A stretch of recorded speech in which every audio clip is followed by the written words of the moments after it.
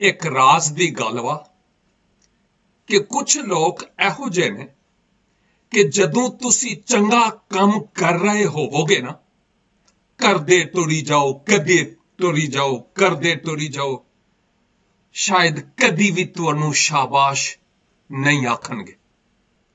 लेकिन उन्होंने इहो ਜਿਹੇ कैमरे फिट कीते हुए ने कि जदों तुहाडे कोलों जरा जी गलती हो गई ते फौरन तुहाडे ते अटैक करनगे कि ऐ तुसी की कीता है। इहो जिहियां लोकां दी तुसी फिक्र ना करो, काम करदे टुरी जाओ रब दी मर्जी दे मुताबिक, ते इहो जिहियां लोकां वल ना वेखो। हर जमाने च इहो ਜਿਹੇ लोग रहे ने, ना ओ खुद खेडदे ने ते ना दूजियां नू खेडन देंदे ने। बस उन्हां लई दुआ करो कि खुदावंदे करीम उन्हां दियां रूहानी अखां नू खोले कि ओ भी ओ चंगा काम करन वाले ते दूजियां लई दुआ करन वाले होण।